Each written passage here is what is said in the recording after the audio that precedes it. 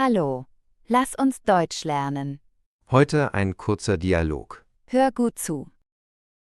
Wusstest du, dass Deutschland als das Land der Brote bekannt ist? Absolut. Mit über 3000 verschiedenen Brotsorten gibt es hier eine unglaubliche Vielfalt. Das ist faszinierend.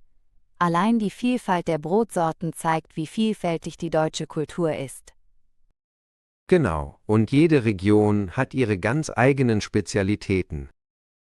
Da fällt mir der Pumpernickel ein, der aus Westfalen kommt. Oder das leckere bayerische Bauernbrot. Ja, und in Berlin findet man das bekannte Schrippen, ein Brötchen, das vor allem zum Frühstück beliebt ist. Aber was macht deutsches Brot so besonders?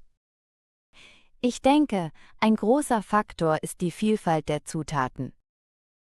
Richtig, viele Brote werden aus Roggenmehl hergestellt, was ihnen einen einzigartigen Geschmack verleiht.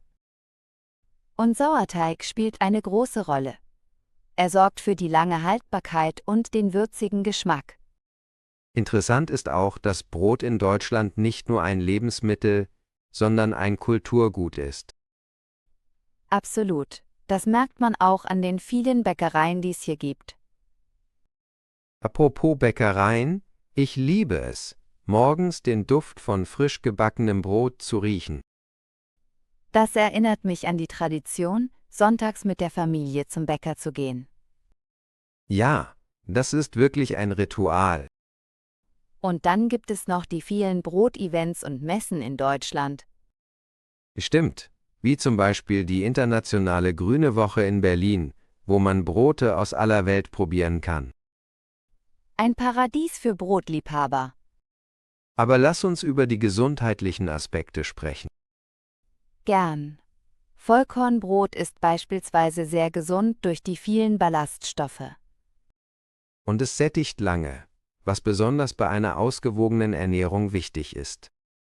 Viele Menschen schätzen auch das glutenfreie Brot, das mittlerweile in vielen Bäckereien zu finden ist. Richtig, und es gibt immer mehr kreative Brotrezepte, die auf spezielle Ernährungsbedürfnisse eingehen. Hast du schon mal versucht, Brot selbst zu backen? Ja, ich habe es mal mit einem einfachen Sauerteigbrot probiert. Und? Wie ist es geworden? Es war überraschend gut.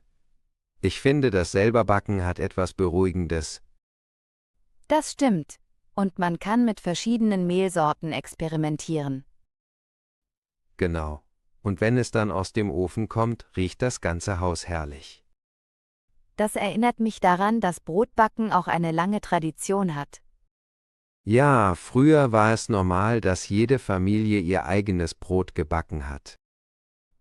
Heute geht man dafür eher in die Bäckerei, aber das Selberbacken erlebt gerade eine kleine Renaissance. Vielleicht, weil viele Menschen den Wert von handgemachtem Essen wiederentdecken. Das könnte sein. Und was ist dein Lieblingsbrot?